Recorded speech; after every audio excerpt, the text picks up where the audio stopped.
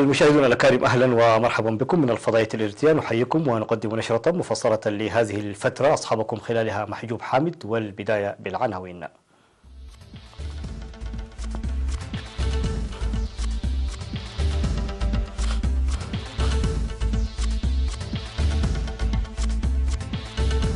تنظيم مؤتمر وطني حول النظافة والإصحاح البيئي.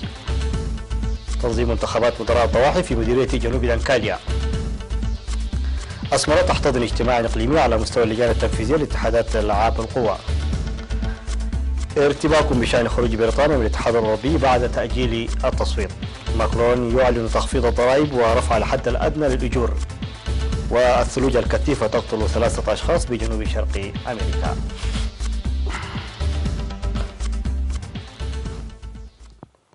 مرحبا بكم إلى تفاصيل النشرة. يشهد فندق أسمرة بالاس بداية من 11 من ديسمبر الجاري فعاليات المؤتمر الوطني للنظافة والإصحاح البيئي. المزيد من التفاصيل في سياق التقرير التالي للزميل قاسم أحمد. تجري فعاليات المؤتمر الوطني حول النظافة والإصحاح البيئي في فندق أسمرة بالاس بداية من 11 من ديسمبر الجاري، وقدمت في جلسات المؤتمر الذي تمتد فعالياته لفترة يومين بحضور كبار المسؤولين في الحكومة والجبهة وممثلي الأقاليم والأعيان والشركاء وغيرهم من الضيوف المدعوين. قدمت كلمات تناولت أهداف وتوقعات ومخرجات المؤتمر ودور إرتريا الرائد في ضمان الإصحاح البيئي وتعزيز العمل المؤسسي لفهم الأقليم حول الإصحاح البيئي والنظافة، وإرشادات فيما يتعلق بالنظافة، إضافة إلى تنسيق المجتمع في البلاد وجهود المبادرات الوطنية في ضمان الإصحاح البيئي ودور الشركات النموذجية في النظافة وتبادل الأفكار ومنح الاهتمام لقوة المجتمع الإرتري للتغير الإيجابي وغيرها من المواضيع. في كلمة الافتتاح التي ألقتها وزيرة الصحة أمينة نور حسين أوضحت فيها بأن الحفاظ الجاد على النظافة والإصحاح البيئي إضافة إلى الأمن المائي لتطور الاقتصاد الاجتماعي في البلاد يلعب دورا هام ورئيسي في بناء مجتمع صحي، مشيرة إلى أن البرامج المنفذة للحفاظ على النظافة والإصحاح البيئي وضمان متطلبات المياه تلعب دورا كبيرا في انخفاض نسبة الإصابة بالأمراض والوفيات وتحسين الحياة المعيشية للمجتمع وخاصة الأطفال. وذكرت الوزيرة آمنة بأن الصحة الإيجابية تتأتى بتنسيق القطاعات المختلفة والشراكة والمساهمة الأهلية، وبأن تعاون أولئك القطاعات كلها من أهم مبادئ وزارة الصحة، مؤكدة بأن الوزارة تسعى لزيادة جهودها كجزء من البرامج لتنفيذ الأهداف الألفية للتطور المستدام وتعزيز الأنشطة الأهلية في الإصحاح البيئي والنظافة الوطنية بالإضافة إلى البرامج الصحية المرتبطة بذلك. من جهته قال ممثل الأمم المتحدة لصندوق الطفولة في إرتريا سيد بيير نغوم إن هذه المناسبة هي مناسبة هامة للتفاكر في قضية النظافة، معبرا عن أمنيته الكبيرة بأن تحقق إرتريا الهدف المنشود لضمان الإصحاح البيئي المشرع تنفيذه حتى عام 2022 ببرامج وأفكار بناءة وتنفيذ الاستراتيجيات بخطط دقيقة. وقال أن الحفاظ على النظافة لا ترتبط بتناول الغذاء الصحي وصحة الأطفال فحسب، إنما بالتعليم وتحسين الحياة المعيشية للمجتمع. هذا وتخللت المناسبة فقرات فنية قدمها الطلاب بما تتماشى والمناسبة. في غضون ذلك جرت منافسات حول المعلومات العامة شاركت فيها 10 مدارس متوسطة في الإقليم الأوسط بمناسبة انعقاد المؤتمر حول الإصحاح البيئي في 8 من ديسمبر الجاري. نظم في 10 ضواحي بمديرية جنوب دنكاليا بإقليم جنوب البحر الأحمر انتخابات مدراء الضواحي والمدراء التنفيذيين ولجان القرى، وتم انتخاب 33 من لجان القرى في المديرية. في الكلمة التي ألقاها مدير مديرية جنوب دنكاليا السيد برهاني مزقبي أوضح بأن إدارات الضواحي هي الهيكل الإداري الذي يحصل عليه المواطنين على الخدمات وتتأكد في إسهاماتهم، إضافة إلى ذلك يساعد على إيصال التشريعات واللوائح الحكومية للمواطنين ويعمل على سبل تنفيذها. وذكر السيد برهاني أن الهدف الرئيسي من الانتخابات هو انتخاب من يكرسون وقتهم لإدارتهم ويعملون بتفان وإخلاص.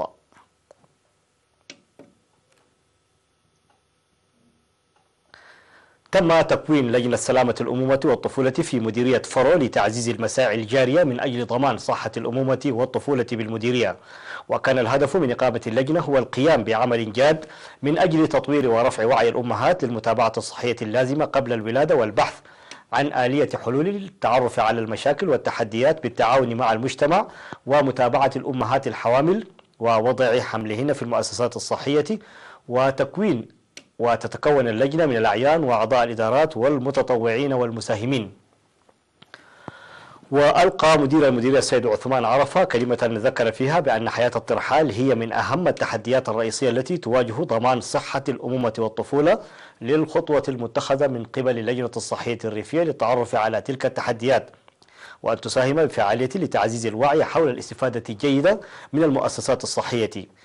من جهتها أشادت مسؤولة الرعاية الصحية والأسرية والأهلية في وزارة الصحة الدكتور برهان هيلي بالمساهمة الفعالة للجان الصحية الريفية في إقليم شمال البحر الأحمر عامة، وخاصة مديريات أفعبت ونقفة وجندة، معبرة عن أمنياتها الكبيرة في أن تحقق اللجنة المقامة في مديرية فرو عملها بصورة تامة.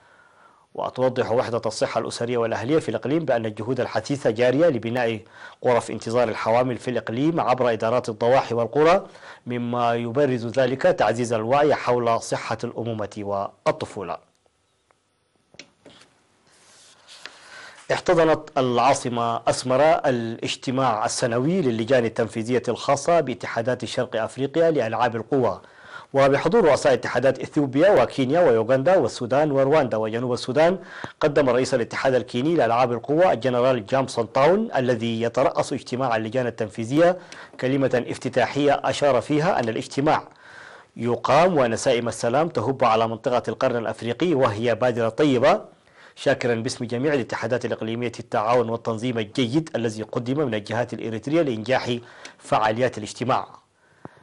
بدوره عبر مفوض الثقافة والرياضة السفير زمد تخلي كلمة أوضح فيها عن اعتزازه لاستضافة البلاد لمثل هذه الاجتماعات الإقليمية، ويندرج ذلك في إطار المساهمة التي تقوم بها إريتريا في تنمية وتطوير منشط ألعاب القوى على المستوى الإقليمي، مؤكدا عن قناعته بأن ترتقي نتائج جلسات الاجتماع بتطلعات الأسرة الرياضية لألعاب القوى في منطقة شرق أفريقيا. كما شهدت جلسات اجتماعات اللجان التنفيذية لاتحادات شرق أفريقيا التي استمرت ليوم واحد بمناقشات عميقة تتعلق بالعمل الإداري والجوانب المالية وبرامج تطوير القدرات البشرية والنهوض بمشاركة الاتحادات الوطنية في مختلف المواضيع القارية والعالمية وغيرها من المواضيع ذات الصلة. وخرجت في الختام باقتراحات وتوصيات تساعد في الدفع بمنشط ألعاب القوة على مستوى المنطقة. أوضح مسؤول تعليم الكبار في مديرية عرزة الأستاذ زرآي عين ألم عن تسجيل 733 طالبا منهم 44 من الرجال في 23 نقاط تعليم، أكمل 632 منهم تعليمهم بانتظام. جاء ذلك ضمن البرامج التقييم التي شهدها قطاع التعليم بالمديرية. وقال الأستاذ زرآي أنه يجب الحفاظ على النتائج المحققة، داعيا إلى تكوين لجنة على مستوى القرى تعمل لإنجاح الخطة الموضوعة لفتح نقاط حديثة في المناطق المتبقية للعام 2019. وكذلك إقامة لجنة أخرى على مستوى المديرية تضم كافة المؤسسات الحكومية والاتحادات الوطنية. من جهته ذكر مسؤول مكتب التعليم في المديرية الأستاذ تسفهوت تسفقرقيش إلى تطوير الاستفادة من المكتبات الأهلية للتقليل من ظاهرة المقاطعة وإجراء دراسة دقيقة لتدريس كافة المواطنين، وكذلك تعزيز دور وتنسيق الجهات الحكومية واللجان في هذه المهام. وأشار مسؤول تعليم الكبار الأستاذ بلاي نور حسين إلى أن مديرية عرزة توجد في وضع جيد مقارنة بمديريات الإقليم الأخرى، ويجب القيام بجهود مضاعفة للقضاء على محو الأمية. وأوضح مدير المديرية السيد الرسوم عن وجود مواطنين لم يمحوا أميتهم في المناطق التي تتوفر فيها نقاط التعليم، داعيا إلى إجراء دراسة دقيقة وتوعيات مكثفة للتعرف على الإشكاليات. وناشد المشاركون بدورهم إلى منح الاهتمام لبعد المناطق وتوفير الكتب بالمكتبات الأهلية والعمل في كافة المناطق وتوزيع مدرسين أكفأ. أنباؤنا الداخلية فاصل قصير ونوافيكم بالأنباء العالمية، كونوا معنا.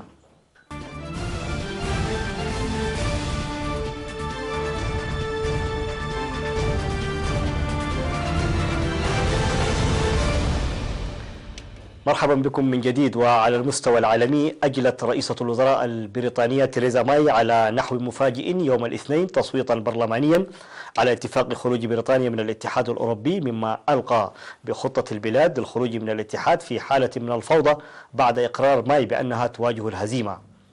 وفتح قرار ماي الذي جاء عشية الموعد المحدد لإجراء التصويت الباب أمام مجموعة من النتائج المحتملة التي تتراوح بين خروج بريطانيا من الاتحاد دون اتفاق أو إبرام اتفاق في اللحظة الأخيرة قبل أسابيع من الموعد المقرر للانسحاب في 29 من مارس، أو إجراء استفتاء ثان على الخروج. وجرى التوصل إلى الاتفاق مع الاتحاد الأوروبي الشهر الماضي بعد 18 شهرا من المفاوضات. وبينما يحدق الخطر بموقعها كرئيسة للوزراء، قالت ماي إنها ستعود إلى الاتحاد الأوروبي طلبا لمزيد من الضمانات بشأن عقبة ما يسمى الوضع الخاص للحدود الإيرلندية التي ستبقى بموجب الاتفاق مفتوحة مع المملكة المتحدة بعد انسحاب بريطانيا من التكتل. وليس واضحا حتى الآن ما إذا كانت الدول الأعضاء بالاتحاد الأوروبي ستؤيد إجراء تعديلات على الاتفاق بما يقنع معارضي ماي في بريطانيا بدعمه.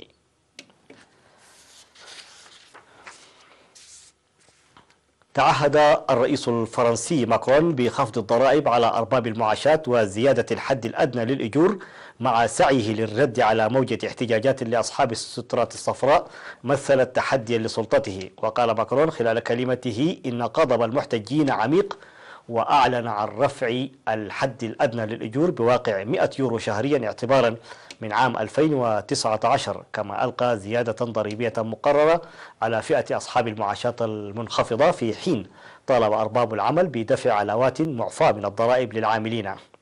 وكان ماكرون قد التقى قبل الخطاب مع ممثلين عن النقابات العمالية ومنظمات أرباب العمل صباح الاثنين في محاولة لنزع فتيل أسابيع من الاضطرابات في باريس ومدن أخرى.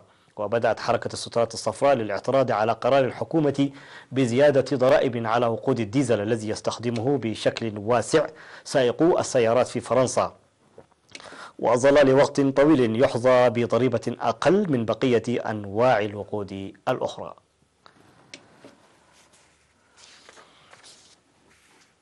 اتجهت عاصفة ثلجية قوية صوب البحر بعدما أسقطت ثلوجا بلغ ارتفاعها 60 سنتيمترا على أجزاء من جنوب شرق الولايات المتحدة، مما خلف 3 قتلى في نورث كارولينا وترك 138 ألف عميل بدون كهرباء.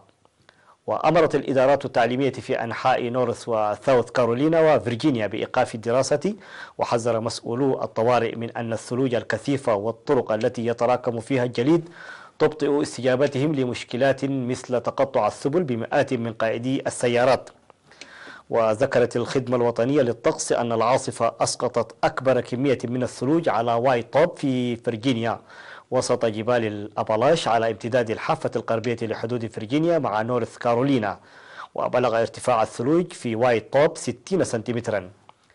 وأدت العاصفة إلى إلقاء ربع الرحلات في مطار تشارلوت دوغلاس الدولي، سادس أكثر المطارات الأمريكية ازدحاما، ومطارات أخرى في أنحاء المنطقة حسب ما ذكر موقع فلايت أير لتعقب الرحلات الجوية.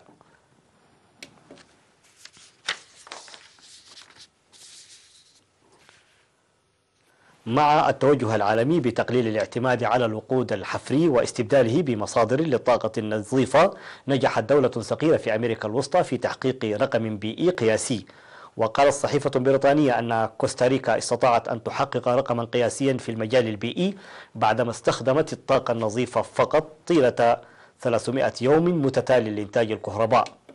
وأورد المصدر بأن كوستاريكا حققت رقما قياسيا آخرا في 2015 حين ظلت تستخدم الطاقة المتجددة فقط لمدة 299 يوما. واستطاع البلد الواقع بين الأمريكتين أن يحرز هذا الإنجاز في الوقت الذي لا تزال به عواصم غربية تشهد جدلا حول تكلفة الطاقة النظيفة وتأثيرها على النحو الاقتصادي. لكن هذا الرقم القياسي ينطبق على جانب محدود فقط، فهذا الإنجاز ينطبق على طاقة الكهرباء، أما السيارات فلم يشملها الإنجاز، ولا يزال الوقود مصدرا ل70% منها. نهاية النشرة، شكرا على حسن المتابعة وإلى اللقاء.